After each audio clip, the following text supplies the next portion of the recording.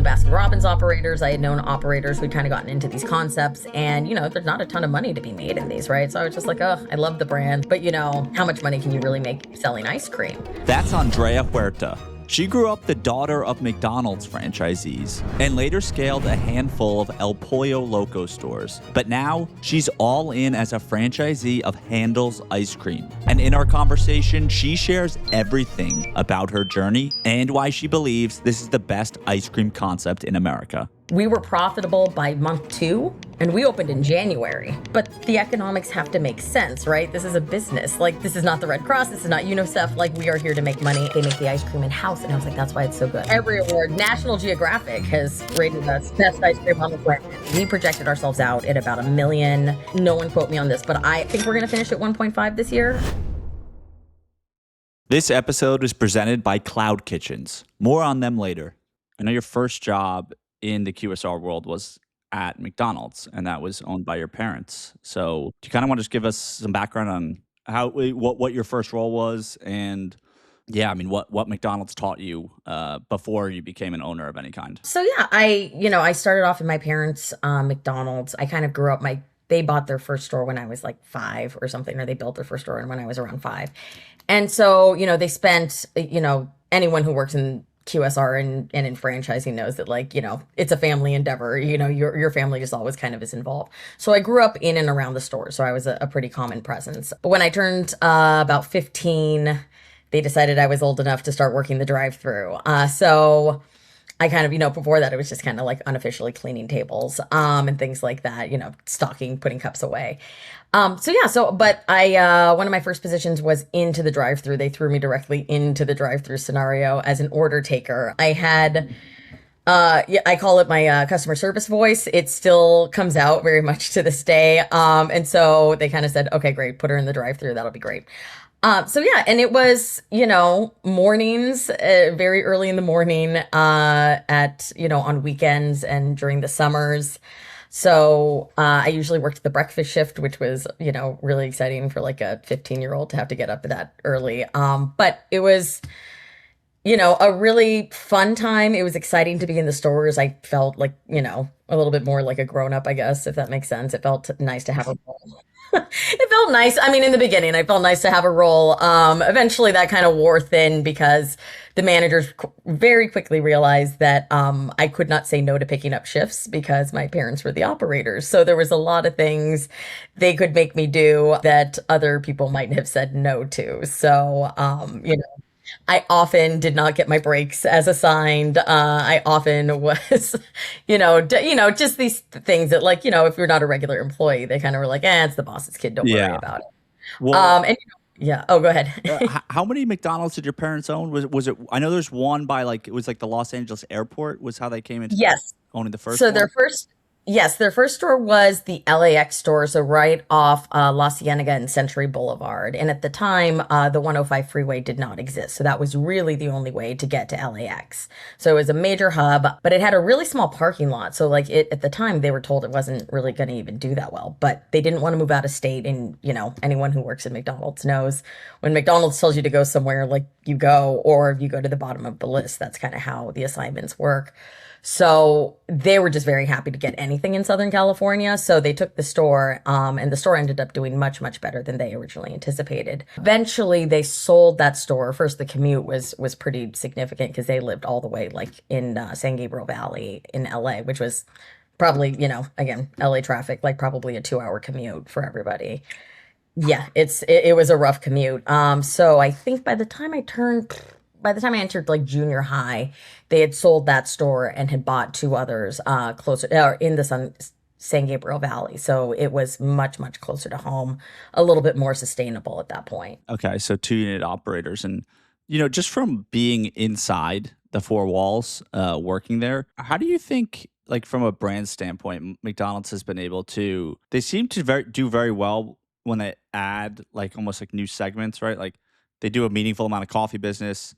They obviously have the all-day breakfast menu, but historically speaking, right, it was built up on burgers and fries. I mean, what is that like being inside, though, having to know all these different areas, or is it really just divide and conquer and you may not even touch, coffee if you're on the breakfast shift. I think one of the things that McDonald's does really well, and kind of, one of the big lessons, the big takeaways, the things I didn't realize I was learning when I was, that age, right? You never know when you're in it until you turn around and you're like, oh yeah, I guess that was different than what I would experience otherwise.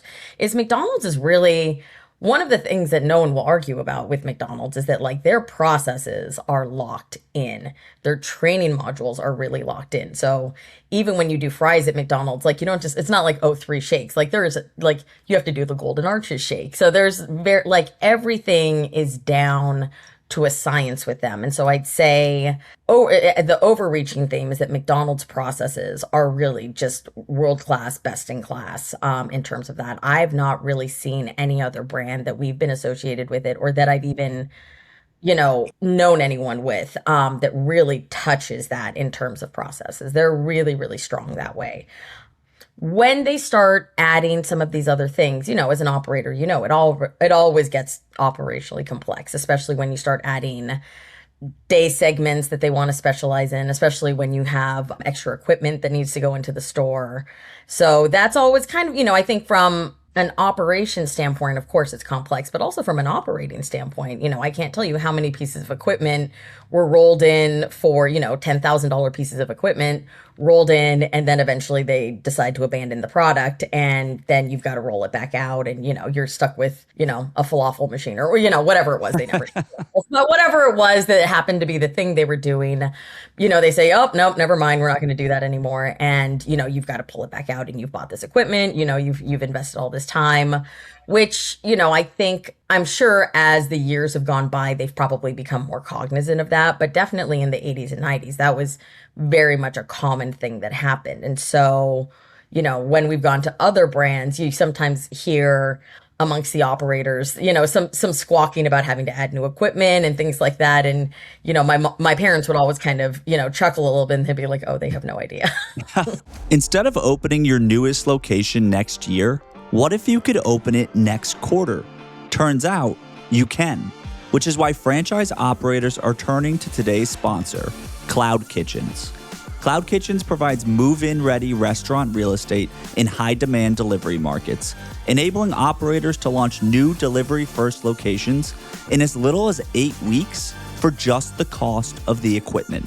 So rather than spend a year on construction, permitting, and build-outs, you can invest a fraction of the capital and get open in just a few months.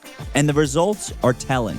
National brands like Chick-fil-A, Wingstop, Starbucks, Goop Kitchen are using CloudKitchens to expand faster.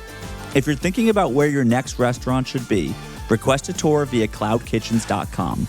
The link is in the show notes.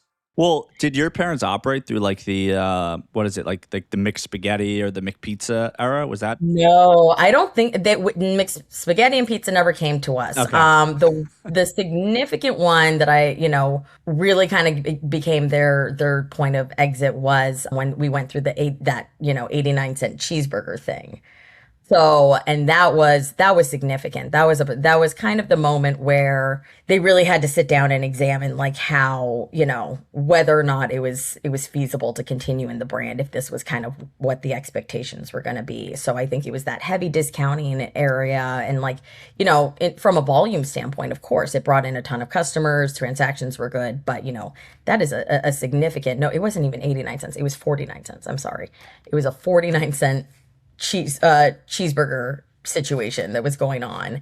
So people would just come and order buckets and buckets and buckets of cheeseburgers, but you're not getting a discount on the product. Your COGS is still there. Your labor is still there. So you're just giving away your product at a certain point. So that's kind of the tough piece of the of the franchise side. And, again, operators know this already.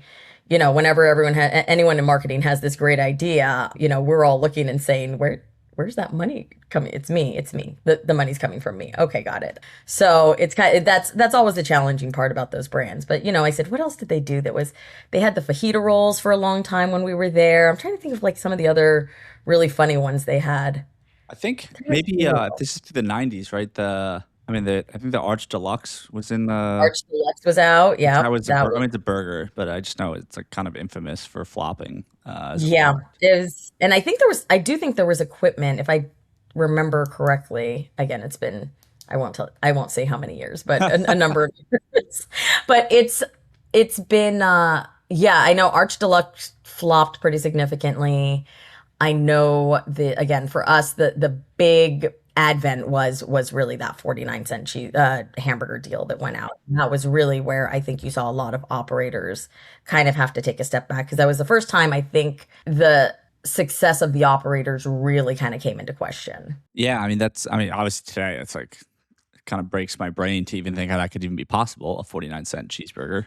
But obviously different times, and especially Yeah, the last 5 years, menu inflation in QSR has been pretty high. So, well, I know once they transition out of McDonald's, I think as a family, you guys join El Pollo Loco. So yes. I believe that brand's native to California, but how did you guys discover that brand, and when did you guys end up becoming franchisees there? So my parents kind of knew in the back of their they were trying to get out of McDonald's, and McDonald's infamously, if you own McDonald's, you cannot own anything else, and that was one of the other kind of big kind of grappling things to kind of work on it. And they said, I think we think we want to do something else. So they kind of started the homework on trying to get out of McDonald's. But back then, you could do you could do the exchange still. So you could still do those 1049 exchanges where you could not pay the capital gains tax if you bought a like building or a like business. So it wasn't just applied to real estate at that point. It was also related to QSR. You could still kind of apply those things that way. So basically, So just to be clear, if you sold one business, then you bought a similar business, you wouldn't get you a could capital defer those gains. taxes. Yeah, Oh, you would defer your capital gains taxes. Yeah, so amazing. they knew they had to get into something pretty quickly. So there was a few brands that they looked at. Del Taco was on the horizon. Del Taco was up and coming at the time, and but we happened to be up the street from a an El Pollo Loco. So we lived up the street from an El Pollo Loco, and it was one of our favorite concepts. Like we ate there all the time, right? Like that's seems to be a theme, right? Like wherever we are, we're just like, oh, how do we own this? So, but my dad was notoriously kind of a salesman kind of guy anyway, just always like a sales and marketing guy. So he was going in pretty regularly to eat and at the time got to talking with a gentleman who eventually ended up being like the VP of operations for quite some time with the brand. But him and my dad struck up a friendship and, we're talking a lot. And, he found out my dad was a franchisee with McDonald's. And eventually, those conversations turned into, my dad joining the brand. So we bought 5 existing stores in 1998. And at that time, 5 El Pollo Locos cost us $1 million, which is now wild and unheard of to think about. I said, but the unit economics were good. The brand was growing and it had a really strong foothold in Southern California. Could you maybe, because there's probably, I think most operators in the audience would know the brand, but can you maybe just explain like what's on the menu, right? Is this closer to a Taco Bell than a Chipotle? Like what exactly is the concept, and what's like maybe the core menu items that it's known for? Okay, it's a good question. I guess when you grow up with it, you like always just assume everyone knows. But I'm learning more and more. I was like, oh, when you get outside of California, people don't necessarily know it the same way. So El Pollo Loco I kind of view it as like think about if like a KFC or Boston Market did high quality Mexican food. Does that make sense? Like it is family style meals. It's grilled bone-in chicken, side orders, beans, rice. They make the salsas in house. They also have entree line menu items. So you have burritos, tacos, quesadillas, etc. Kind of a mix of both family meals, which has always kind of been the bread and butter of the brand, and then also with some individual lunch items that go. And that part of the business has grown significantly in the since we've been part of the brand. When we first started, it was really family meals. That's what you went to El Pollo Loco for. So you got bone-in chicken, family style. It kind of came in these like clamshell, styrofoam things that you had in the 90s, and side orders. So beans, rice. They had coleslaw, or they still have coleslaw. Potato salad was a thing back then. There was, probably a handful of side orders, and then the salsa, which was world class, and tortillas, and that was kind of what the overall menu was. And it is originally founded in Mexico. So the brand was originally from Mexico, and then they brought it over to the US. So there's El Pollo Locos on both sides of the border. And you said you guys got up to 5 locations, correct? Yes. And was that a mix of did you guys acquire them all, or did you build locations? So we acquired and then we sold and then we built. So we kind of done, in our time there, we've kind of done a few things. So we acquired initially, we got 5 existing locations. At one point, we decided that my dad wanted, like, really had a passion for the Bob's Big Boy brand and wanted to go into there. So we sold off 2 of the stores at the time, our 2 lowest performers, so that they could capitalize the Bob's Big Boy growth. And eventually we decided that was not the right avenue for us. And then we ended up building the store at one point. We've kind of held on to the other stores. So we had some stores in our portfolio that had been like we had had since 1998. And then the most recent one was we opened in 2022. Okay, got it. And how has your role evolved throughout that? Like, when did you officially like join the family business, so to speak? And was there a point where maybe you became the primary leader, and your parents were able to take a step back? Yes. If you ask them, they'd say no. But if you ask them, they'll say no, we've been doing it the whole time. But no, so I came in, I had already moved kind of into, by the time we left McDonald's, I was already kind of a shift leader trainer by the time we left there. When we went over to the El Pollo Loco side, I kind of came in as like an unofficial shift lead. So I was kind of just helping out, learning the business, and learned very, very quickly that El Pollo Loco is a really, really different business than McDonald's. So it's a different day part segment. It is a much different customer base. And on top of that, the operations at El Pollo Loco are extremely complex. Uh, because I mean, if you think about it, you're prepping everything in house. So the salsas are made in house, the chicken is made in house. So we're getting like whole bone in chickens, and we're marinating those in house and cooking them over a fire for an hour and a half to get one batch of chicken. So it's really operationally complex. And, back then they've done a much better job of streamlining it since then.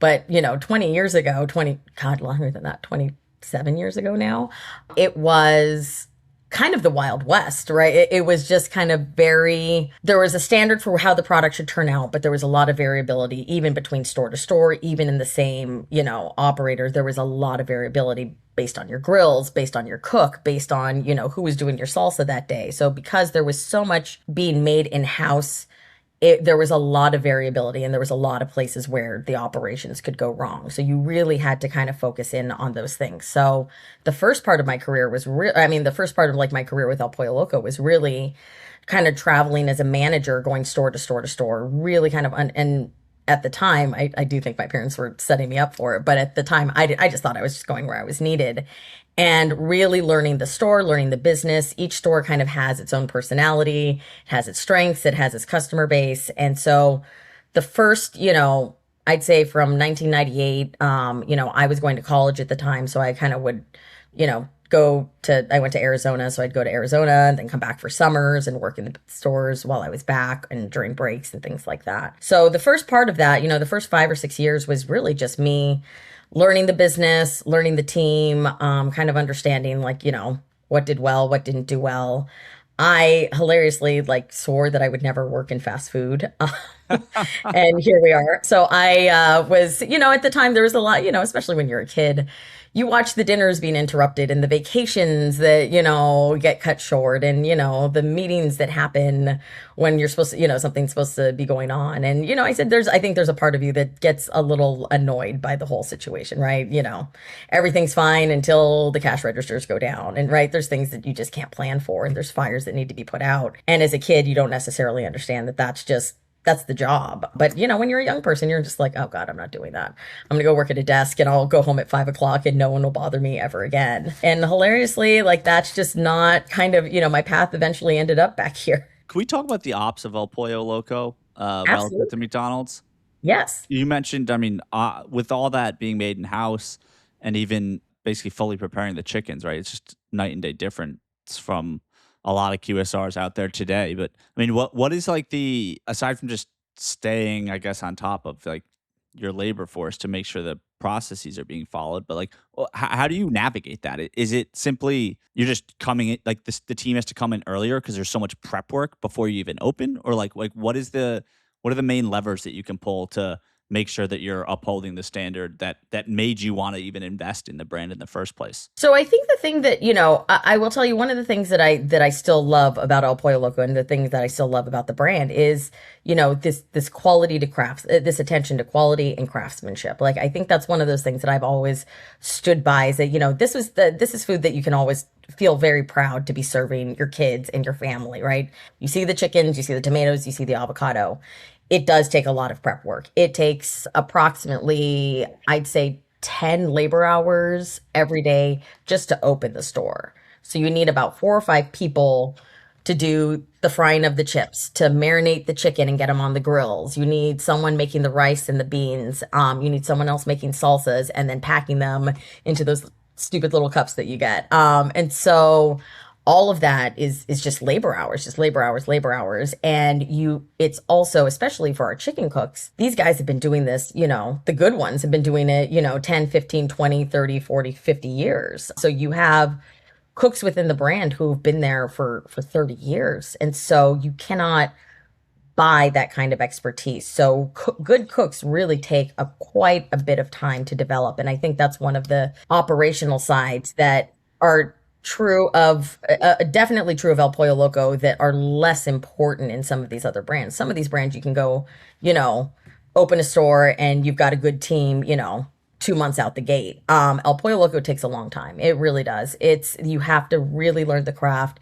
You have to have cooks that are dedicated and stable. So for me, from an operations standpoint, and from a multi-unit standpoint, the thing that was most important that I learned very early in my career is that the stores that did the best were were stores that had a really stable team.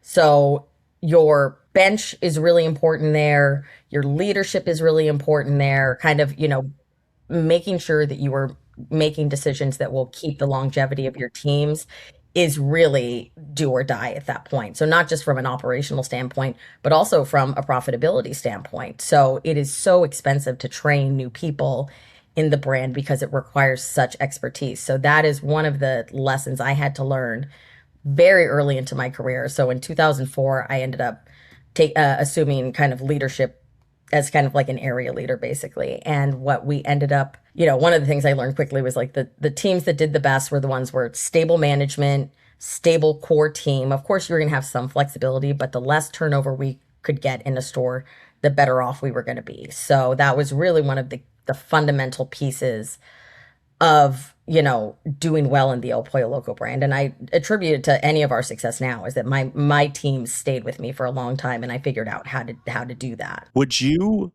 say that maybe today, after going through that and seeing that operational difference from El Pollo Loco to McDonald's, I mean, has it made you appreciate that type of concept where if you can figure it out, it might be worth it because you have some product differentiation at the end of the day? Or do you think operationally it's just not even worth, like it's too much to do and it actually might impact just the ability for you to scale and ultimately build a stronger business? I think it really depends on the operator. I think it's really one of those things where with El Pollo Loco, like you just have to know that's what it is, right? We operated successfully within El Pollo Loco for ages and ages. We knew the business, we understood how to do it, and it is something that, I believe can be done. And there's operators who are doing it well and even better than we did, right? They were able to scale really well. They were able to grow their business pretty significantly. And, I would say what I took away from McDonald's was this appreciation for processes, right? So this appreciation for, oh, wow, like look at the modular training. Like everything has its place. Like everything is regulated. Everything is really, it's got, it's very systematic about how McDonald's does things. On the El Pollo Loco side, we really got to be owners in that respect. I think there was a lot more freedom in that sense. And because there's so much variability between how everything gets done and because there's so many, different touch points, I think it really teaches you to problem solve. It really kind of allows for you to kind of, create your own way that in that way. And it's not that I will say that a brand like El Pollo Loco is harder if you've never done it. I would say someone coming in with no experience would probably, really, my guess would be that they would have a hard time. But, if you already understand restaurants, yeah, I mean, it takes a while. The chicken is hard. The chicken is a really hard piece. And, I've been doing it for 20 years. And I will tell you, while my chicken is good, I don't know that I am even, the best chicken cook that ever existed. So, there's people who do it day in and day out who are, better. So if you have a good team, if you're able to really, you kind of understand and embrace the work and, the love of the food and things like that, like it's a brand that can work for you. It just is, it is.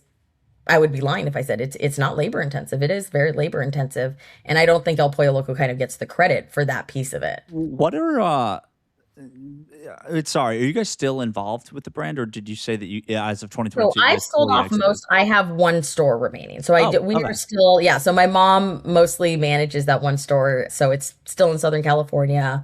She was not ready to let it go yet. She's still like, anyone who has ever been a second gen franchisee will know that our parents never really retire. They Yeah. will just be, 90 years old thinking that they're calling the shots still.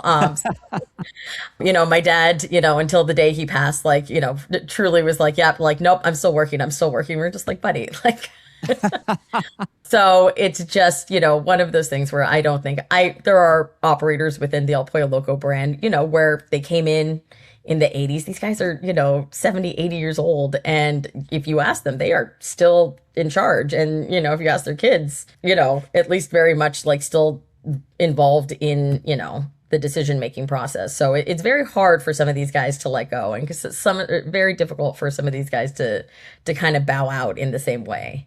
But it's because they love the brand. No, no. Yeah, I mean, look, yeah, I've had definitely a handful of second gen franchisees, and I think maybe even third gen in one or two cases. But yeah, it's definitely a common kind of narrative within the families. At the peak of El Pollo Loco, or even now, I mean, kind of just in generally speaking, though, like over the lifespan of your involvement, does it follow the trajectory of like what a healthy QSR unit can do, as far like, is it like in the range of like a 10 to 15% margin after royalties? And like it may be in California too, it might be different, where there's probably a much higher like brand lift going on. But yeah, whatever you can share Yeah, there on the economics. in terms of unit economics, in Southern California, it's healthy. So the sales are pretty healthy. I believe the advertised AUV right now is something around like 2.1, 2.2. So it does well. The margins, traditionally my margins were always, I run, I think we could nerd out on it for a while. I am a stickler for my margins. It's one of those things that I will live and die by. So my margins were closer for many, many years, closer to like the 20% range. And that was EBITDA. So we were closer to 20%. So we were running, COGS was running about, 25 to 28, and, so with paper and everything. And labor was typically running around 20%. Now that shifted, and I knew it would shift, which is part of the reason for our exit going into when the $20 thing started coming. So there was a few things that were kind of all going on around the same time, but when the $20 thing happened, it really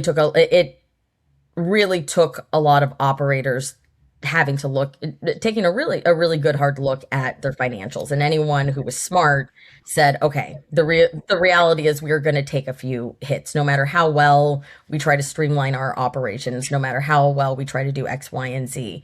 This is going to impact us. And so I'd say what I saw was two different strategies, but I didn't love either one of them. So, What were the strategies? Just out of you and know, we're talking about the $20 minimum yeah, wage. that Yeah. $20 minimum wage. So I saw some operators who just said, we're just going to slash labor, right? They're getting more money. We're going to slash labor and have them, people are just going to have to work harder for their money. And that's all there is to it. I did not love that strategy. And then I saw the other side that was kind of the opposite. And they said, you know what, we're just going to price ourselves out of this, right? Every time minimum wage goes, we're going to, kind of, we always raise our prices. We're going to price ourselves out of it. And neither scenario looked great for me. I kind of looked and said, in order to execute what we need to execute at El Pollo Loco, for me, I said, we need the labor, right? Our people are already, I think, operating at a much higher level than you would at a typical QSR, right? So they're getting paid the same as you get paid at a McDonald's or a Taco Bell and things like that, and they're having to handcraft make all this stuff. Like I think it's significant. So it's a significant amount of work. And I think we have some of the best in the business, but it is a lot of prep, right? Good food requires labor. That's just all there is to it.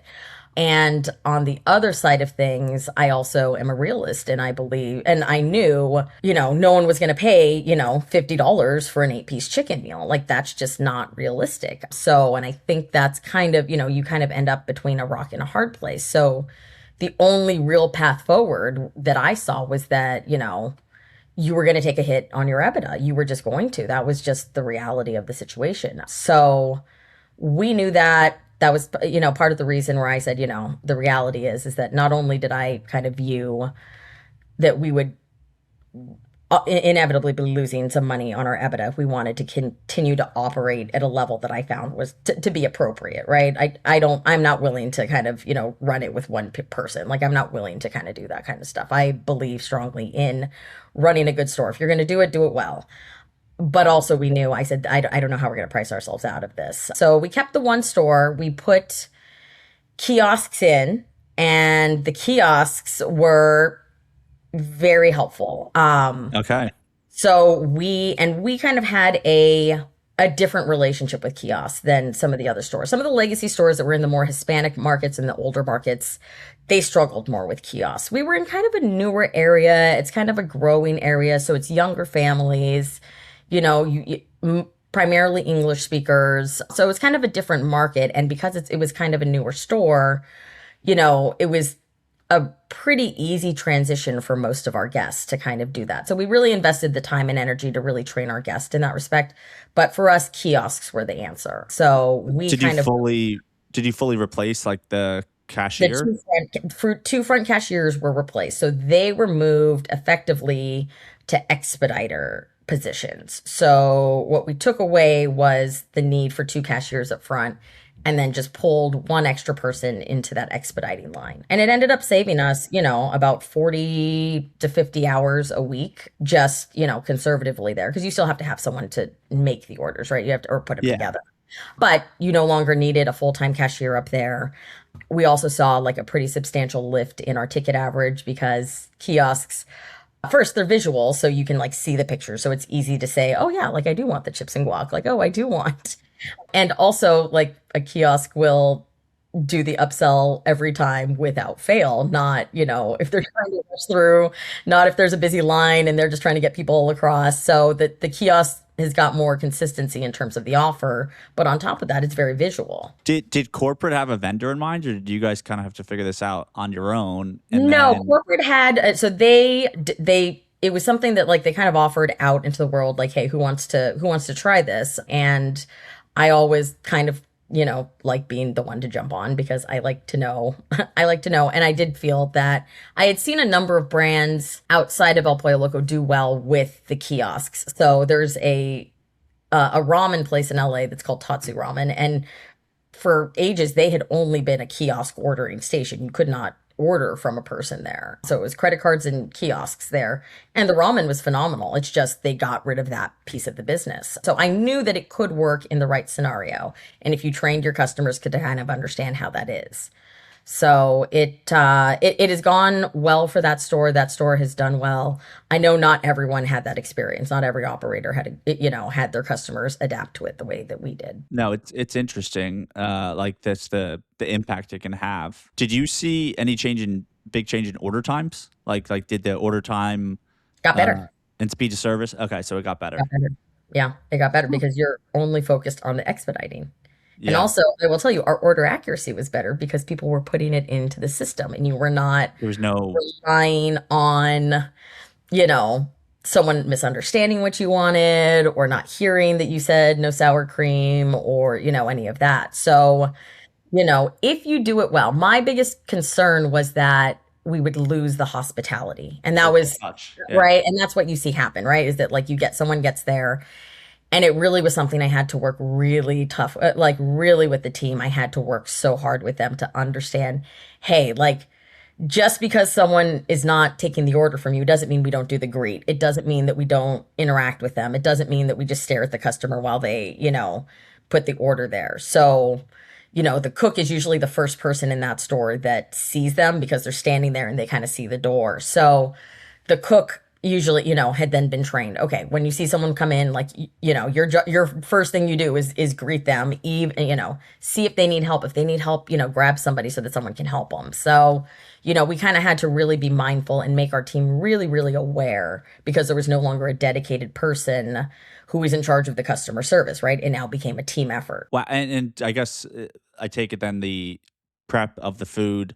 It wasn't like a separate where hey you order at the register and then there's a wall behind where it wasn't being done in the back house. You could see the food being No, made. you could see the food. Yeah, so you can see the food being made. So you can see when you walk in, you can see the grills. The grills are out there. So we keep most stores have about 4 grills where you keep probably 16 chickens per grill. So we can turn over, kind of a decent amount of chicken if you're doing it every, they move through stages. So kind of every 30 minutes, you're getting probably 16 whole chickens coming through. So it's kind of one of those things where customers can see it. They can kind of also see, depending on the store, you can also usually see the beans being made. You can usually see, the salsa being packed. You can see the fryer, the chips being fried. So depending on what time of day you come, like you can see a lot of the food prep work that's going on. Wow, that's I mean, it's so interesting though. It's got to be a great experience just to like kind of be able to have lived and navigated through these different iterations of a concept of labor management, the way you had to kind of get creative to make that your P&L still work, and this has all led us to the main topic of our conversation, which is handles. And so, yeah, I'd love to just hear from you how you discovered the brand and at what point did you commit to say like this is going to be the next concept that I work on and that I'm an owner of. So handles this, I said, I was like, this seems to be like the common theme in our brand. Apparently, this is how we're making decisions now. But so we were brand fans of handles for years and years before we even considered ownership. So there were 2 stores in the Inland Empire out in Southern California, kind of near a couple of my locations. And we had kind of popped over to one day and had the ice cream. We're like, wow, this is great. And we figured out that they did ice cream cakes at these locations. And most locations don't even do ice cream cakes anymore. But at the time, these ones did. And we ordered an ice cream cake from this location and for, I think it was my birthday, somebody's birthday.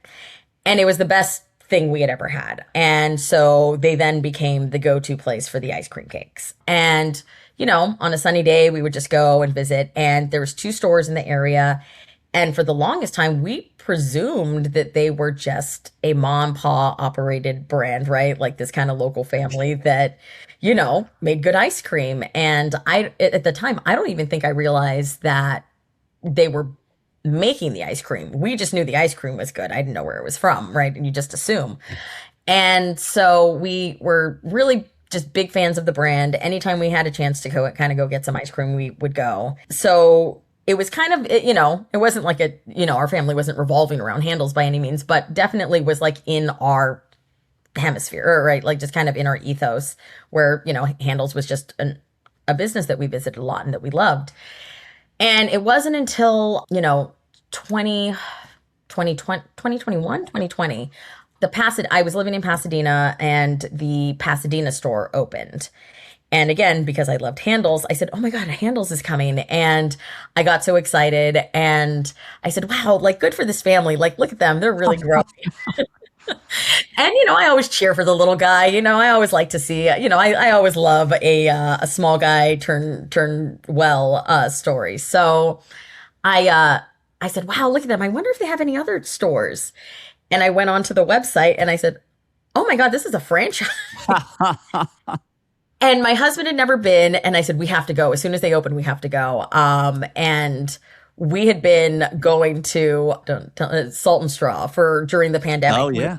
Ice cream delivered. So we were already kind of ice cream people. So we We had lived on the west side for a number of years. So Salt and Straw was kind of where we were going for our fancy ice cream. And then there was also one in Pasadena. So that's how we'd kind of been getting our ice cream.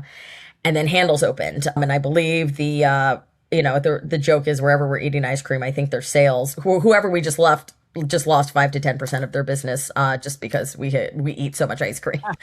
So we were going to Pasadena, and I looked and I said, wow, they're a franchise. And I think one of the common misperceptions, or at least one of the things that definitely existed in my mind, was that, like, I had known Baskin Robbins operators, I had known operators who'd kind of gotten into these concepts, and there's not a ton of money to be made in these, right? So I was just like, oh, I love the brand, like, but how much money can you really make selling ice cream?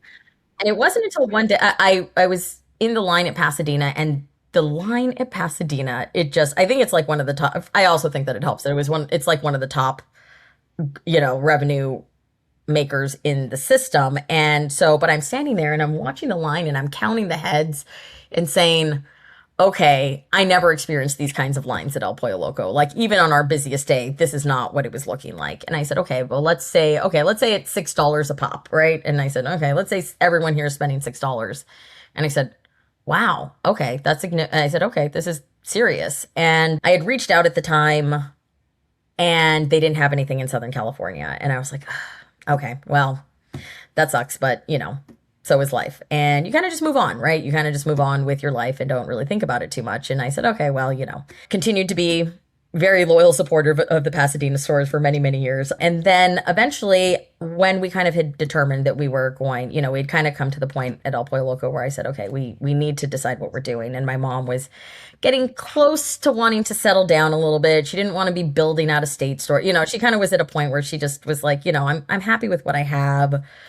Want to relax. And she's like, I don't mind keeping the stores, but like, I don't want all the stress. And, as you know, building and opening stores is stressful and it takes a lot of capital, and it puts a lot on everybody. And so she said, and I said, okay, I said, I kind of knew at that point that I kind of wanted to kind of explore outside of it. And, we made the decision that, okay, let's see what we can do. And we had a number in mind for what we were ready to do. And so when we ended up making the decision, I said that I would, semi-retire for a little bit and take a break. I have young kids, and I said, I'm going to take it easy. I'll consult. And did, profitability consulting for a year or two while we were sorting it. And I kept going back to handles. I kept going back and kind of just kept being like, God, I want a handles. And then when I was learning about, like they make the ice cream in house, and I was like, that's why it's so good. Okay. And I said, well, I could do this. And I'm looking and I said, I could do this, and I could do this well. Like, I've got enough experience that I could really, this would be a piece of cake for me. And so I eventually reached out to Erin Snyder, who is the VP of franchise sales at Handles. And I just sent her a LinkedIn message and I said, hey, listen, like, here's my background. I love Handles. Give me a store. And I said, hey, man, I love you guys. Like, listen to me, like, give me a store. I'm going to do well. And she kind of said, okay, well, talk to Rachel. Like, so she sent me, to Rachel and said, okay, do the screener stuff. Okay. And I said, okay. And so I kind of reached out to Rachel, and, we kind of played with a few areas. She said, Southern California is still not available. And I said, okay, well, I've got some flexibility now, right? Like I said, I am less, stuck in Southern California than I was before. And so we said, okay. And I originally threw out the idea of Texas, and she said, do you know anyone in Texas? And I was like, kind of. And she said, you can't go to Texas. And I said, oh, okay.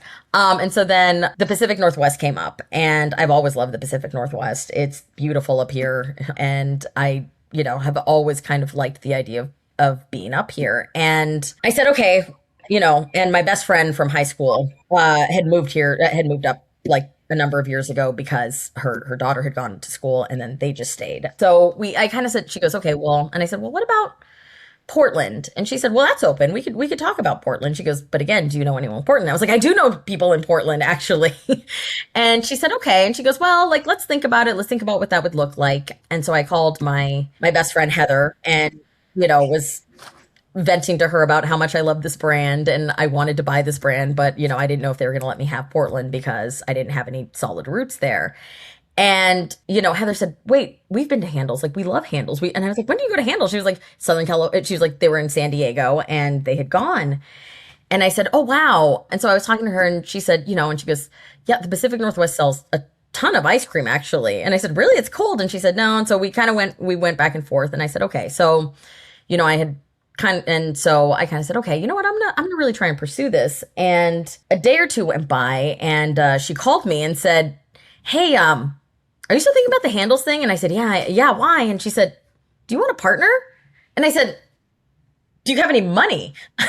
She said, yeah, we do. I said, okay, that's an important piece. And she said, yeah, we do. And I said, you've got capital. And she said, yeah. And I said, okay, I have capital. You have capital. And so we kind of spent a couple days talking about like how that might work and what scenario that would work out. And kind of, she's been my friend. We met our freshman year of high school, so she's been my best friend for ages and ages and ages. And I said, hey, listen, these things can go south, and I just want to make sure that we are not getting ourselves into a day where we lose both our friendship and our money. Like that seems like I said, it's not worth it to me to do that. And she said, no, no, no. And so we kind of went back and forth, and we really laid out some like really strict ground rules. Like if we were going to proceed, like, okay, here's what this would be. And we went back to handles and I said, oh, have I got a plan for you guys? And Rachel sat on the phone with me and she goes, that works. And I said, it does work, right? They had the knowledge. Heather's husband, Dave, works on the real estate, like commercial real estate management side of things. So he had a ton of experience with the market. He understood facilities in a way that I just didn't. They understood the area in a way that I didn't. And I had the operations piece. My husband is a bookkeeper by trade. So we had someone for the books. And so the four of us together really made a great package for handles. And so I said, okay. So we eventually got past Rachel. We eventually talked to Sherry and then eventually had our panel interview, and it kind of went from there. So Amazing. yeah. And so we kind of just said, let's just pursue it until it doesn't make sense anymore. And we've not hit that barrier yet. So I keep waiting for the other shoe to drop, and we've just been, we've been happy since the moment of its inception. So we're very pleased. I think it's probably like one of the low key best compliments for a franchise is for customers to think that it's just like an amazing mom and pop location. Like that's kind of, I think if you do it right, that's like what you want, right? Like you don't want it to feel like some, I don't know if corporate's the right word, but like just a soulless box or like a brand that maybe doesn't have the heart and soul of a local operator. So I think that's a really good sign that was the vibe you got for a long time. Do you know the history of Handles? I do. Because I know it was founded in like 1945. I know 1940. they've recently, in the last like 5 to 10 years, there's a private equity transaction, and there's more growth than historically there's ever been. But like, there still seem to be growing very responsibly.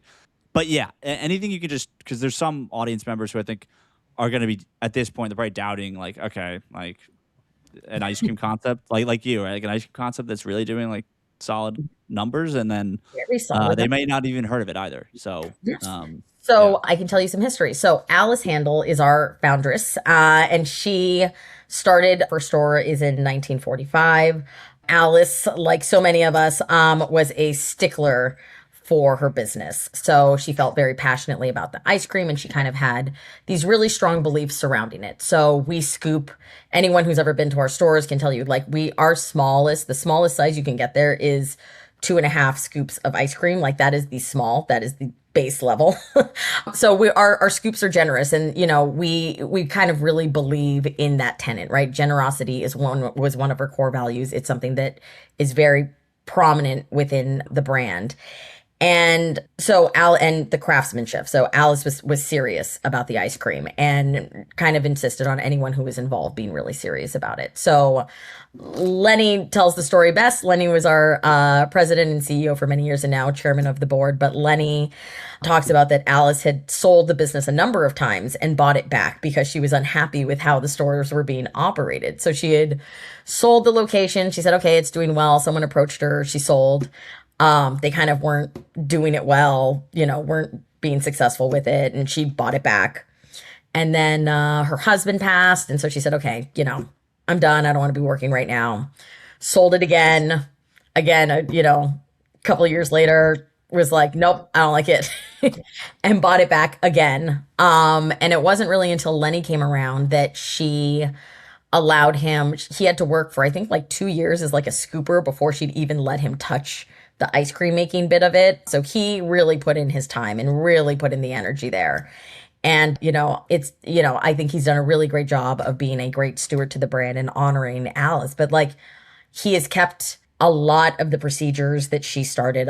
A lot of her original recipes are still within the brand. So it's really, kind of this, it does very much feel homemade and it does very much feel neighborhoody, and it's a great, and so 80 years later, but it is a brand that is shown to have longevity. I don't think they've ever closed a store. I don't think there's any store closures.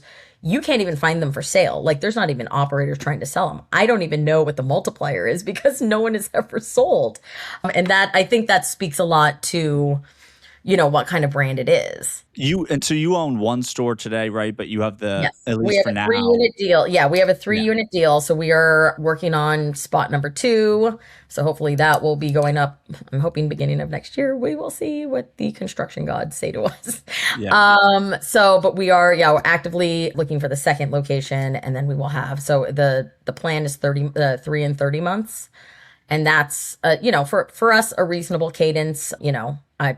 I'm operating as both the operator and store manager right now, which is like a little bit of a funny role. It's a little bit sandboxy for me, but I was like, oh, I'm used to having more stores in this. So, but it feels Yeah. refreshing. It's actually kind of nice to be back in the stores, and kind of getting, I think the foundational pieces of the business, so that way we can make sure that we are doing it right. Definitely, definitely. Well, can you talk about, because I mean the branding, the product, like I know the ice creams won a bunch of awards. I forget the outlet. I think it was like, yeah, I don't. It's a big mainstream media Every outlet. award, National Geographic has That was it. rated Yeah, us yeah. I was gonna best say ice Nat cream on the Geo, but I planet was like, wait, why would Nat Geo be ranking ice cream? Which I still because don't. it's science at this point.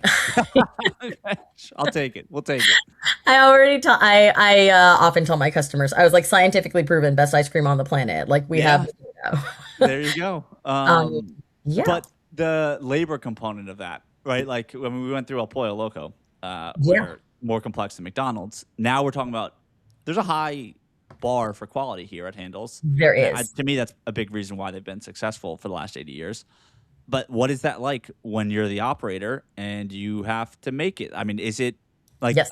and I think using El Pollo Loco as a benchmark for like harder, more easier. I gotta imagine you have like a little bit more help from equipment, but I'd love to hear Yes. how you feel about it. So I would say, coming from, I always say, like, once you've gone through El Pollo Loco successfully, like, you have already run the gauntlet. So anything that you do at that point, I think, will be easier. So when I went through my training, I did it without breaking a sweat, but like, I know other operators have kind of like, they're tired and they want to sit down. And I was like, oh, this is, and hilariously, the trainer Leslie, who has trained everybody, said, "Oh, I'm so sorry that it's, I'm so sorry. I know it's early that we're starting." And I said, "It is not raw chicken at 8 in the morning, so I am going to be just fine. Like, anything that is not raw chicken is, okay with me at this Yeah. point." So for me, it is operationally much, much easier. It is a much lighter load from my perspective. So even though I would say, compared to,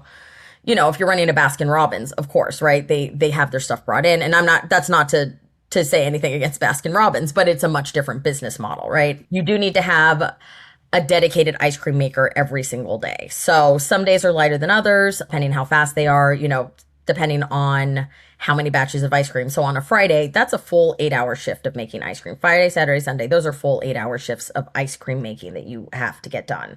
On a Monday or Tuesday, maybe 5 or 6 hours. So it kind of really depends on the load. It depends on how busy your store is. There's a lot of variable, but every day you do need to have someone making ice cream. That's a requirement. Daily ice cream making is required. And it's not like prep. It's like throughout the day, that's pretty much all they're doing. Yeah, Depending on yeah.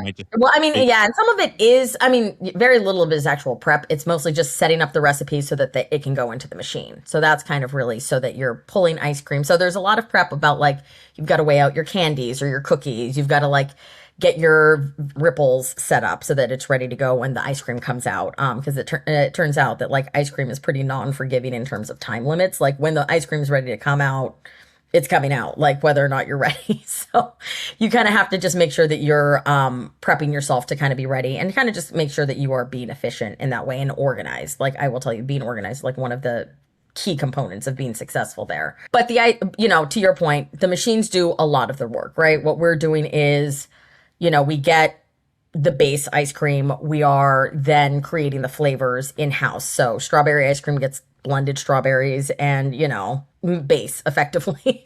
So, that goes into the machine. So you're having to, get the strawberries, blend them, get that ready to go, and then you put them into. So a lot of the prep work is really all being done by the ice cream maker through the day. So that's kind of lives and dies with, the people who are certified ice cream makers. Now, my store has several because I require my managers to get certified on ice cream because I'm crazy. But other people kind of have other people have a different model. So it just kind of depends on the, volume of your store, kind of how many managers and how much support you have. But I kind of made it an important piece that I wanted everyone to get. I wanted all of my managers to be certified in ice cream. Well, that makes sense. I think if their job is to like oversee the store at any given time, that you'd want them to know, like, is the ice cream being prepared the right way? But with 48 like core Flavors. flavors, hmm are you guys, yeah, I mean, like, how many ice cream makers do you need to have on staff at any given time to make sure So that, yeah. depending on the day, we have so far gotten by with one ice cream maker on staff per day. Now, on heavier days, I might step in or another manager might step in to kind of help do some of the prep and things like that. So like Father's Day is coming up. So I imagine the days coming up to Father's Day, I would guess that we're going to have, someone kind of helping to assist, making sure there's enough cookies broken up, right? That the pitchers are being filled up properly, that kind of doing some of that like side work effectively is being done for the ice cream maker so that they can just go batch after batch and kind of really turn those out. But for the most part, I'd say on a normal operating week, we have been able to do it with just a dedicated, one dedicated ice cream maker for the day and then 1 to 2 people up front, depending on, how the rest of the day is going. Okay. Okay. And yeah, can we talk about maybe like, yeah, what does that full team look like? Let's call it like for a weekend where maybe it's going to be a busier, you're going to have a lot more customers coming in. Yeah. Like how many people are in the store and what's like the division of labor beyond, obviously, I guess we have definitely like a dedicated full-time ice cream maker on those days. So you have a dedicated ice cream maker, and then really from there, it's scooping and cashiering. That's really kind of the crux of what you're doing. So one of the things I love about Handles is that like it is a perfect job for teenagers, for students, or for someone who just wants kind of like a side gig, right? And it's a perfect job for that. And it really kind of allows us to have these really great employees because it's easy work. It's really easy to train. And, the work itself is fun and joyful and like, kind of a great way to do it. So during the day, you're not super busy. So even on weekends, I'd say like, we kind of get rushes, but they're maybe, $300-400 hours. These are not like these, blockbuster things. Where you really start to see it, I'd say, is after 2 p.m. on weekends, is that like it really kind of, and I'd say steadily increases by the hour. So I'd say by 2 o'clock, you're running a $600 hour. By, 8-9 o'clock on a Saturday night for us, we're running $1,000 to like 12, 13, $1,400 hours. Damn. Yeah. And so so really that's kind of the crux of the business. So that's where you really see it. And so from a staffing perspective, if you think about our hours of operation, for the most part, you're employing, 2 people for, 30 hours out of the week. But then once you start to hit the evening, so at 6 o'clock is when my evening team comes in, and it's usually during the week 4 or 5 people. On weekends, 10. But again, they're only there for maybe 3, 4, 5 hours. They're not outside of my managers. No one else is full time. Everyone else is getting, 10, 15 hours a week. Like it's not significant. And they kind of get to come in. We're often described as people's fun jobs. Like, so it's kind of an extra bit of pocket change. So it's kind of it's a nice model because you don't have the requirements and you also have quite a bit of flexibility with the team. So Yeah. it's nice that way. No, yeah. I mean, there's, I mean, like you talked about dealing with raw chicken at 8 a.m. I mean, that's a real, just as an owner of depending on the QSR concept, like, yeah, I mean, it could be harder to attract labor, or even like, I interviewed a large Dunkin' owner, and like a lot of times, right, even that job's just not fun because you're dealing with people early in the morning who haven't had their Mhm. first cup of coffee yet. They're coming to Dunkin' to have that, and so like the job can suck at times because you just have angry and cranky people. Whereas maybe the busiest time for Handles is Saturday. It's the weekend. Everyone's happy to get their nighttime ice cream. Like that's awesome. As far as the product mix, like we obviously have we talked about the 48 flavors. Like, are there 48 flavors available though at any one time? And like, is At it any given time, we have but 48 flavors on hand. In addition to that, we have a catalog of roughly 150 flavors. So 20 of those flavors are required by the brand to keep on hand. So chocolate, vanilla, strawberry, mint and chip, etc. And then some of our like core strong players. So Graham Central Station is like a tenant of the brand. So you always have to have Graham Central. Like, I said, things like, I'm trying to think of what else, but like there's, chocolate peanut butter brownie is like our top seller across the brand, across like, our system. So you're required to keep chocolate peanut butter brownie. So there's 20 flavors like that are just, you need to have them. And then the other 28 flavors is kind of decided by the operator. So some are oh, pretty common. Yeah, some are pretty common. So some of us like, kind of just know that historically certain ones perform well. And there's other ones where like, you go taro performs very well in my store. But which if you one? go to taro, so we have a taro flavor Okay. and it's a taro with ube. So it's kind of ube flavor. Taro is a root vegetable, but it's like a really beautiful purple ice cream. It's gorgeous to photograph and goes really well with pistachio, but it's also people like it with Oreos, which is kind of one of those things I had to learn in the business. I was like, oh, with Oreos. They were like, yeah. I was like, oh, all right, well, now I know. And so, but taro does not necessarily perform well in Ohio. So that might not perform well somewhere else. But, in Vancouver, Washington, in the Portland metro area, taro does well. So it kind of just depends on your base, kind of just depends on your customers and what they like. What else is there though? Like, I gotta imagine you could do milkshakes, right? Is there soft ice Milkshake. cream? Is there a lot of times these ice cream shops? Like, I know a few franchisees of a concept called Milkshake Factory, and they also have like they bring in like these chocolates, like chocolate treats almost. So it's like they the milkshakes are, as you would guess, are the core focus for the products, but they also do have to like kind of manage that inventory, and even there's some degree of like craftsmanship going into the chocolate product. So yeah, like is there truly anything else beyond the flavors we've been talking about? Yeah, so we have our novelty products. So you have Hurricanes, which is what I call like an elevated McFlurry or Blizzard, right? So Oh, we nice. make, Okay. so that's made with the ice cream that is day of ice cream. So our ice cream comes out soft and then we freeze it for 24 hours to make sure it's scoopable and lovely and looks nice on a cone. So the ice cream that actually comes out is fairly soft. So that goes straight into the dipping cabinet and that's used for hurricanes. So put in a topping and we've got like the little blender and there's a lot of bloopers related to those. But otherwise, fairly easy procedure to kind of execute, right? Vanilla ice cream and a topping, blend it around. We have milkshakes. Our milkshakes are very popular. We also have our other novelty products. So we have ice cream sandwiches. So we make in-house ice cream sandwiches made with like the big Oreo wafers. And so those are always really popular. Kids like them. We try our best to kind of do like a monthly like flavor of the month to kind of rotate that out. So right now we're doing like black raspberry chunk as like an Oreo sandwich. And then we keep on hand vanilla, mint and chip, chocolate is just like our staples. And then we kind of rotate out an additional flavor. And then we have Handel's Pops, which is kind of like, again, homemade version of a Haagen-Dazs bar. So like ice cream, deep frozen, dipped in chocolate on a stick. Ours look very much like a cake pop almost, like as they're scooped. So yeah, they look like a cake pop almost. And yeah, same thing, vanilla chocolate, mint and chip, and then occasionally we'll throw in an extra flavor here and there. And yeah, that's kind of the bulk of it. It's just, root beer floats we have freezes, which are basically milkshakes made with soda.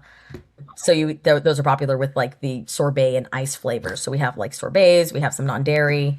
So the freezes like right now mango freeze is like my favorite thing in the whole world. So it's like mango sorbet and Sprite that gets blended up and it's basically a mango Slurpee at that point. So given we have the different flavors that someone's making, as the dedicated ice cream maker, you got a few different. You got the pops. You got those mix-ins, the hurricanes. Like, is that different? And even the root beer floats. I mean, I got to imagine every single product has a very specific process that you guys are expecting this to be followed by. So, is it difficult to then, like, let's say once you nail the bulk of it, which is like the ice cream flavors? Yeah, do you find any difficulty in like those secondary and tertiary SKUs where maybe training a high school or a college kid, it's like you had to be like, because I don't know how often a root beer float's getting ordered relative to everything else.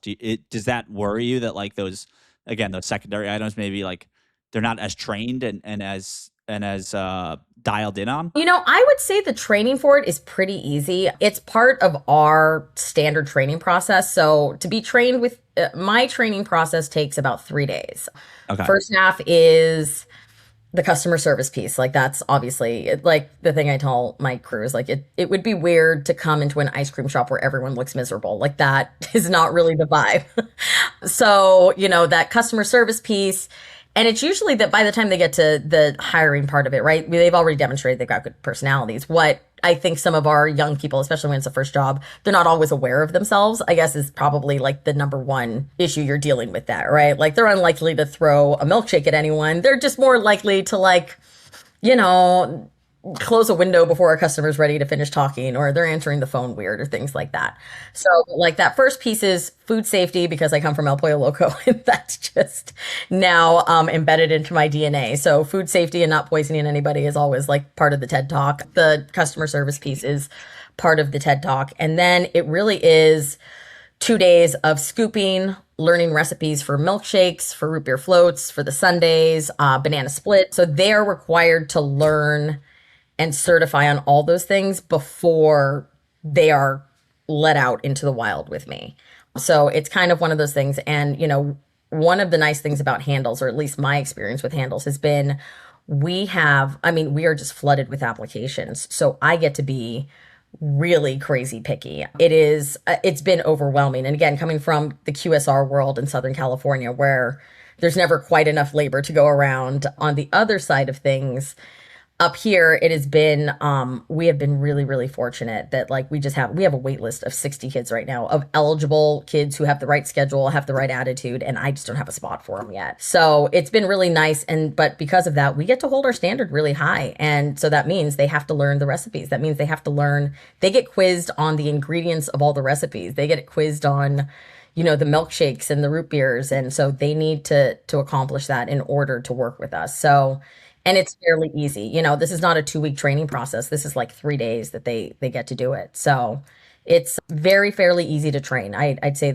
we have very little turnover, which is really nice. But on top of that, it's a very easy training perspective for me. Okay. And I meant to ask this earlier. Can you give us an idea of the footprint that you look for a site? Right? Is this something that can be in line next to like a Jersey Mike's in 1,500 square feet, or do you need a bigger square footage to be able to make this work? I think that, again, one of the nice things about the brand is that it's pretty flexible. I think, we're at 1,600 square feet, and I think it also will determine, I think it also depends on how busy you are. We're at 1,600 square feet, and I think we're feeling a little bit cramped, but we're also, I'd say, probably busier than we thought we would be. We projected ourselves out at about 1 million, and I think we will be well above that for this year. Yeah, so we will be, if my projections hold, no one quote me on this, but I think we're going to finish at 1.5 this year. That's yeah. And you figure a 20% on that. So this is not, it's nothing to sneeze at. And I think, when I told people I was going into ice cream, I think that was immediately one of the first perceptions, is that they said, okay. And they were just like, enjoy unemployment. And, they were just like, oh man, like Andrea really going through a midlife crisis. And I said, I believe in the product. I said, anyone who looks at the financials understands. If you really think about the investment and that ratio, Handles is really doing, one of the best ones I've seen. So I think we were profitable by month 2, and we opened in January. I should know this, but excuse my ignorance. Wait, No. what is the temperature in the Pacific Northwest in January? Probably 35 degrees, 35 to 50 degrees. Not rain warm. most of the days. People camped out at our store starting at 3 o'clock in the morning on the day we opened, and it was 32 degrees outside. And I walked in and said, oh, y'all are crazy. I'm from Southern California. I was wearing 6 pairs of pants and I was like, why are you guys eating ice cream right now? But that's kind of how it is. They're used to it up here. They get, their bodies can handle it and everyone loves ice cream at all times. So we stayed surprisingly busy in January. I kind of, had said, if I do 50,000 for January, February, I can still make this work. And we went well past that. So I'd say February, we were just shy of 100,000. By March, we were over 100,000 in sales, and we are set to surpass that. In June, I think I've got it slated for like 160, so 170. Yeah, I mean Doing well. you got the best months. I would guess like the summer months are going to be the biggest if I had to guess. So that's really exciting. I think you did touch on something though that I'd love to hear your thoughts on, which is the perception of the ice cream category, and it's for good reason, right? I mean, you just kind of shared what you're thinking. The economics will shake out.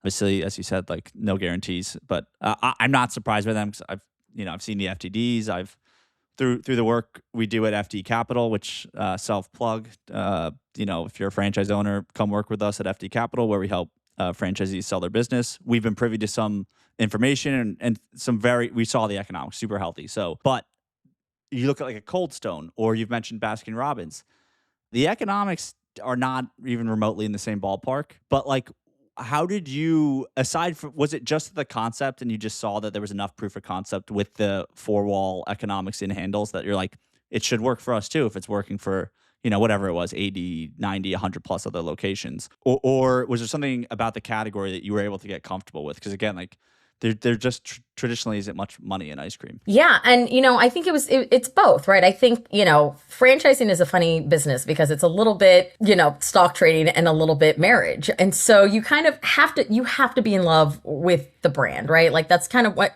you have to. You're putting so much of your time and energy. You're risking everything for it. So you really have to love what you're going to do. You have to believe in the concept, and you have to believe in the product. So I think that part is foundational. And then the economics have to make sense, right? This is a business. Like this is not the Red Cross. This is not UNICEF. Like we are here to make money. And there's anyone who's been in this business for long enough understands there are certain numbers that are going to work and there's certain numbers that do not make it work. And so, from my perspective, I said, okay, what is the investment? How quickly can we get it back? And like, how does that compare to what I'm currently doing? And so if you really just look at even just, take El Pollo Loco out of it, let's talk about just traditional QSR. If you look at, a McDonald's these days, Taco Bell these days, any of those brands, those buildings cost what, $3 million, $4 million to put up these days? Like that's just what it is. And then you look at the AUV. So let's say you have a decent AUV. Let's talk, 2 million, 2.5 million. So think about like what that's going to be, and then think about what your return on that can be. So at 10, 15%, what is that? So it takes, 7, 8, 9 years to start being able to really pay yourself back. On the handle side, it's under $1 million to put these stores up. So it's a relatively small footprint. The preference is end cap, but you can do it in an inline situation. But are you inline? I'm an end cap. I have strong feelings about end caps. Okay. I also have strong feelings about walk-ups, which is fine. I'm a walk-up in the Pacific Northwest and doing those kinds of numbers. So I do not have any interior window. Yeah. And everyone told me I was insane. The brand did not, but everybody else surrounding me said, "Are you crazy?" Like locally in where? Locally, and like the landlord, luckily, has been really fantastic. And I showed him the numbers, and he said, "Okay, walk up it is."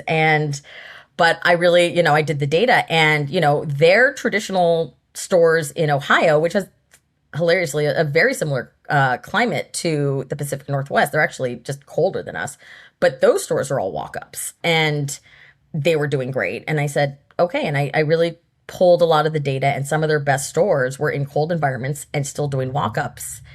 And if you think about the throughput on that, it makes a lot of sense with a walk. Yeah, talk me through that. Yeah. So with a walk-up, I've got 6 windows in my store, which means I can serve 6 guests at a time. And you figure, how long does ice cream scooping take? So, we have a 3-minute window time is the standard for ours. And we are surpassing, like we're doing better than that. And it's quick. So you're able to just get customers through really, really, really quickly. And I think that was something I learned from the Pasadena store because they are great operators that way. They have really great throughput times. And when I talked to them before I came into it, when I was doing my discovery, like that was one of the things they had talked to me about. And they said, you need the throughput. That's the only way, right? Because people see the line and they get, they kind of get a little bit taken back. But if you want to have those big hours, the throughput matters. And so it's really worked to our advantage to have the windows and the walk-up situation. Oh, so yeah, you needed the end cap because you're never going to be able to do that. Okay, I see. So yeah, I mean,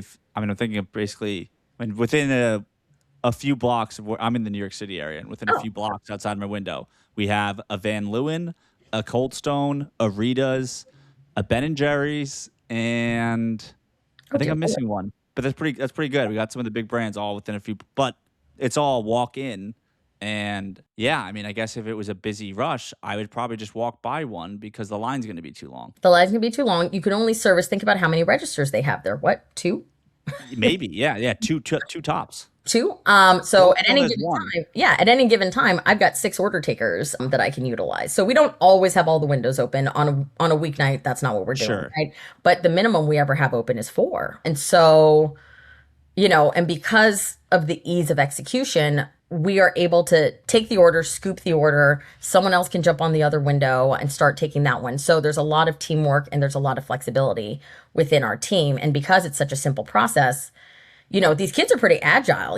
They're doing great at that respect. And then you have the online ordering. So it's really kind of, they're able to really get it done. And I will say, like, we have been able to, like, really execute well, even doing, like, these $1,200, $1,300, $1,400 hours. Like, now that my team is nice and trained, like, we're doing it with 8 sometimes. If we have 8 strong ones, like, it's really, and they're knocking it out. So you figure, so it really does help the model. It helps the whole understanding. But when you're talking about an investment piece, 1,600 square feet end cap is not a super expensive prospect, right? It is not a full build out with a drive-through and all this other stuff that you have to do at QSR to kind of hit similar numbers sometimes.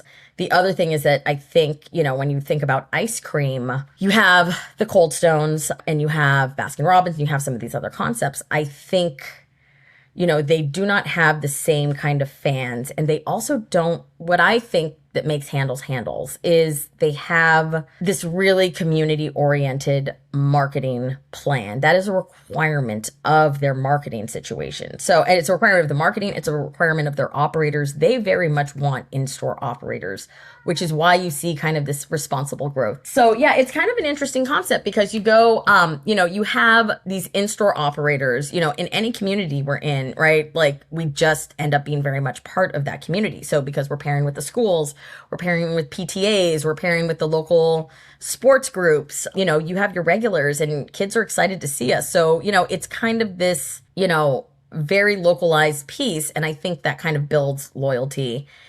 And I've said for a long time, it's a very easy product to sell. Once people get Handles, in their hand, they're not eating anything else. I'm not losing a customer to any of these other brands because we make it in-house. And how do you compete with that, right? Yeah. This is subjective, I think, but in my opinion, like they got the branding right because I haven't seen Handles here in the New Jersey, New York area, but just from looking at the website, the logo, seeing the product, it's like it just feels like a really classic, high quality ice cream shop. And yeah, I mean, clearly, like the numbers show that the product backs that up. On the note of this throughput and your end cap that's walk up, like, are you exclusively looking for walk up only, or like, is there a way where you can solve for the throughput if you don't have a walk up store? Like, is it just add more registers, or does it still not necessarily flow the same way? Yeah, I think that you could solve for more throughput. I think that's something we're trying to really examine is, I think there is some piece of it where, there's a weather scenario. And, I think the thing that I'm really trying to examine, and I'm really lucky that I have like a really good neighbor franchisee who kind of operates like some of the Portland stores. And so him and I have a really good relationship, and we both are kind of examining because his are all walk-ins. And so we're kind of really trying to like examine the data there to really say like, okay, on a rainy day, are we dropping in sales because it's rainy and no one's thinking to eat ice cream? Or am I losing more sales than you are because it's outside and no one wants to stand in the rain? Like, so what's the point, or what's kind of point of differentiation there. So I'm curious to see, because I know on the busy days, I can get more people through the door than he can. Like, that's just all there is to it.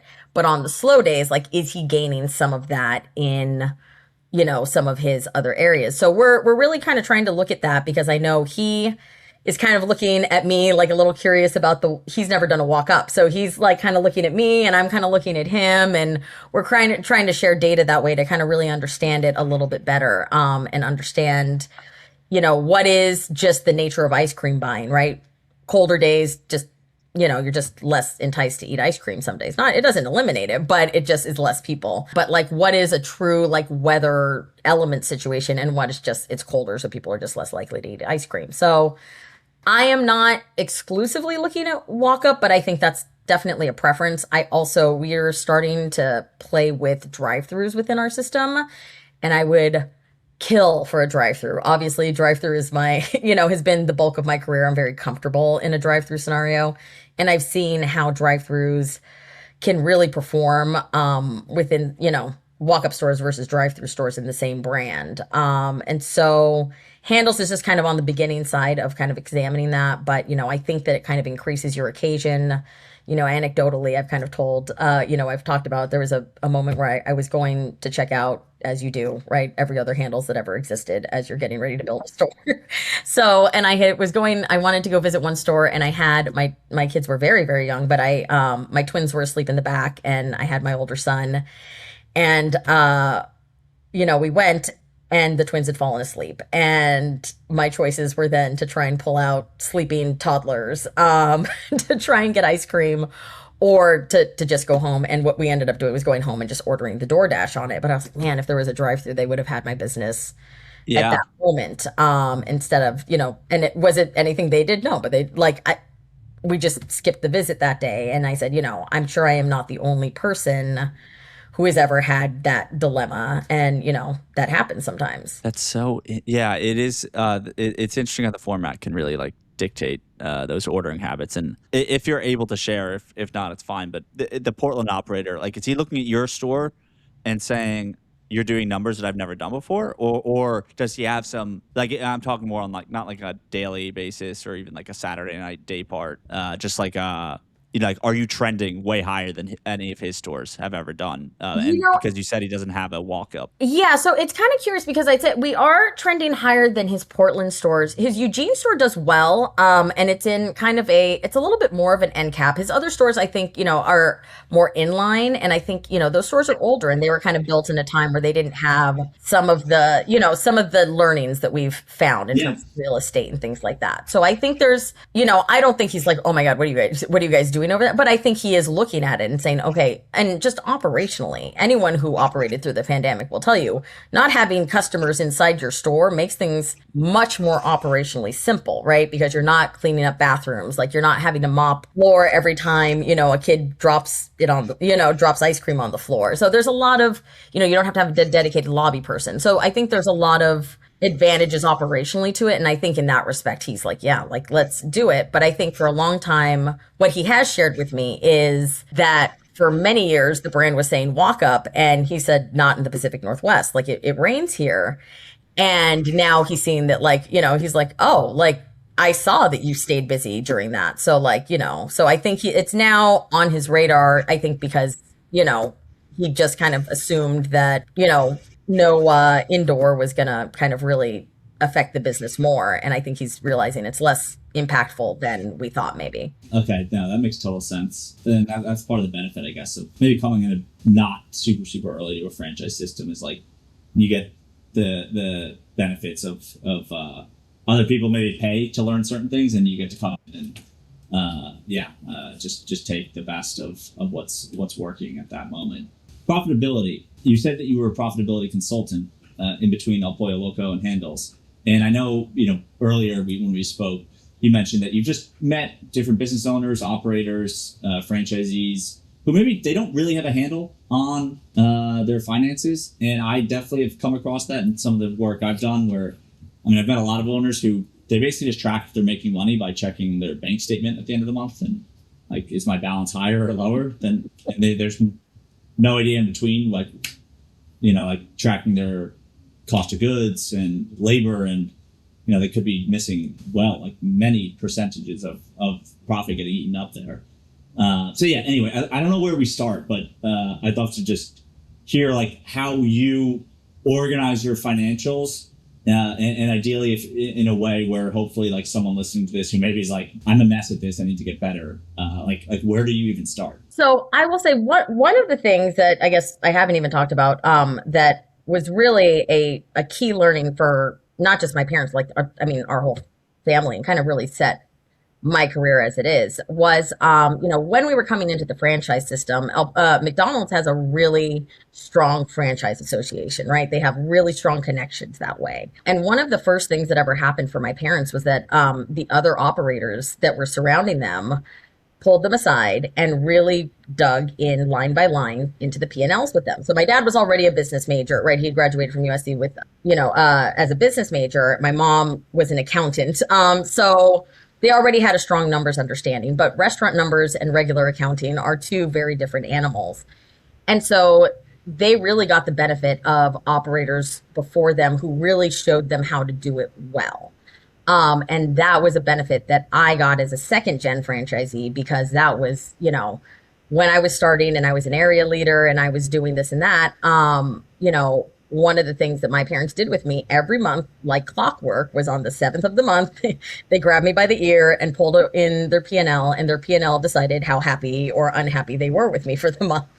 And it determined whether or not I was going to have an exciting or a not so exciting next 4 weeks, because that's what it was. And so it was something that really got drilled into me, the importance of looking at your P&L, the importance of knowing where your money is going and how you're spending, and really taught me the value of, in QSR, we deal with fractions of dollars. We're dealing with 0.5%, 0.25%, so you're dealing in nickels and dimes.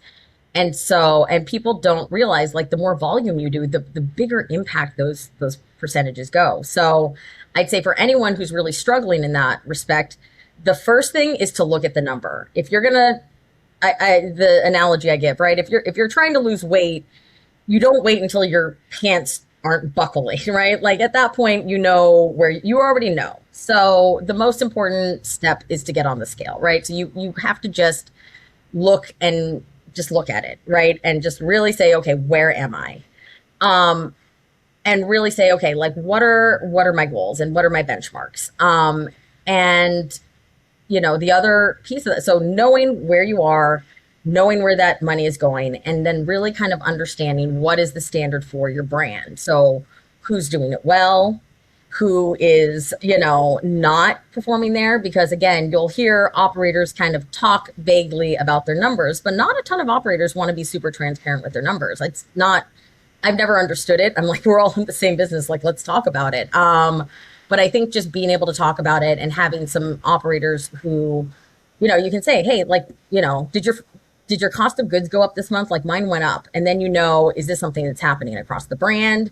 Did, shrimp go up? Did lettuce go up? What happened there? And kind of really understanding the why behind it. And then the same thing with labor. So looking at all your costs independently is kind of the first step. And, I always tell people that, like, if you're really trying to get yourself in financial shape, having a weekly report that, just a weekly metrics to measure the big things, right? So your cost of goods, your labor, what did you do in refunds? What did, how many, cancels did you have? How many voids did you have? And really keeping it that way, so that I said it shouldn't be, like spinning a slot machine at the end of your month. Like, you should know what that number is going to come out to.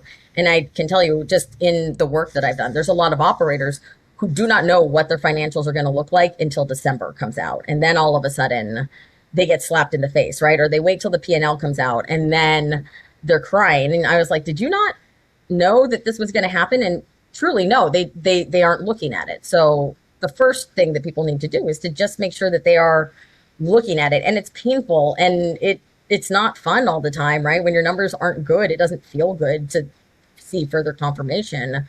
But just being aware of what they are kind of helps you to get some of that pattern recognition, to say, okay, this is out of sync, this is out of sync. And then, those gains come in fractions, right? 0.5%. I always tell people, I'm like, the worst thing you could do is try to cut your labor by 5% in a week. Like that's not how it goes. Cut it by 10 hours. You cut 10 hours off your schedule and see how that goes. That's roughly an hour and a half a day. I said, and then cut, if that goes okay, then cut a little bit more, and maybe shave 0.5% off your food variance. And so I think just understanding that it's very small gains, but like you can't know if you're having gains if you don't even check, right? So like, no one loses 20 pounds by jumping on the scale, eating a salad, and then assuming that everything's fine from then, right? Like it's daily discipline and, weekly discipline, and really kind of making good choices, in service of that. Would you say then, I mean, because this is another thing I've just learned from conversations is a lot of people either they're doing their own books or they have a bookkeeper who's, getting them reports once or twice a year.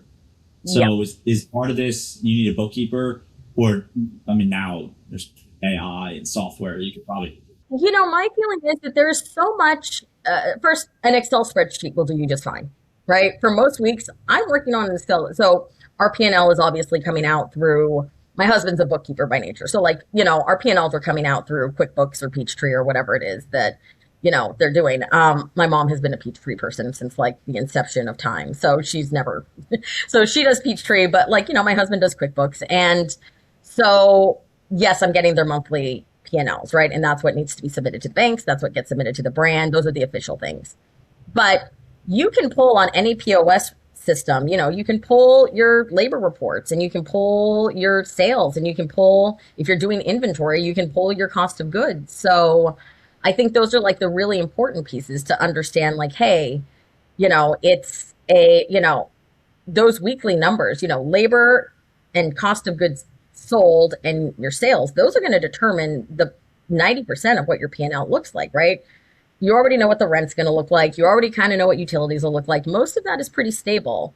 And the other thing is just, controlling your maintenance and repair. But that's, depending on the age of your store, that's so variable. But you can control those other two pretty significantly. And it's really what the first thing you should attack. Yeah, no, it's funny. Like I've met operators who, and I don't say this in like a way of like talking down about it, but I think it just when you're kind of like in the eye of the storm, and like maybe your stores aren't performing well and you're stressed, like you just can tell like sometimes people make bad decisions. And there was one operator, totally, I forget the brand, but I think they were trying to buy their own like I don't know if it was cups or something of the brand. Like you had to buy it through the brand, so it had the logo on it, and they were like, I'm going to buy it from Costco. It's not going to have a logo, but it's going to be cheaper because of that. And they're saving like, I don't know, 5 cents per cup, or I'm making it up, but like a negligible amount. And I think, what we're saying here is like, the biggest impact, it's going to be labor, right? Your food costs and inputs. And then frankly, I think like how you structure your financials from like a tax perspective. Typically, like, those are the three. The first two are the biggest, but then the third's like probably like that's we're over 90% of your like what's going to make or break your profit. So it's like focus your time probably on those things, right? And obviously keeping customers coming in and revenue, it's like forget about the little things, like optimize after you have the main things in order and dialed in. And from what you're saying, you don't even need like a bookkeeper sending you weekly reports. You can be pulling it yourself. No, I do my own, I do my own weekly reports in a multi-unit. Like when I have multiple stores, the GMs do that, right? I have a spreadsheet. It's got the cells locked so they can't mess up my formulas, but they put in how many hours they ran of labor, how much of that was overtime. That's one of the biggest ones where like, that's the first thing I look at any organization when I go to start looking at them. Like, how much overtime are you running? Because if you're running a lot more than like a couple hours of overtime, and there's not really good justifications for that, like that's the first place where I'm examining. I'm like, why are you running so much overtime? Like, why do you not have enough staff to cover? And you would be shocked. Half the time it's because they're not evaluating the clock in and clock out. So people are just not clocking out and nobody ever checked. Like, you would be shocked at how common that is. Like every time I was like, what do you mean you're not checking the clock? It's like I'm like, okay, no, new assignment. every week we're checking the clock-ins, and like the GM should be trained to do that. The owner should be checking the GM's work. Like that's something that should be really, really like set in stone with your teams. And then the second is running unauthorized overtime. So if you are regularly running more than 5, 6, 7 hours of overtime, it you need to really examine why that's happening. So is that a staffing issue? Is that a need? Like what is that? Because you're effectively paying 1.5%. So that, $17 teenager now just became like a $27 teenager.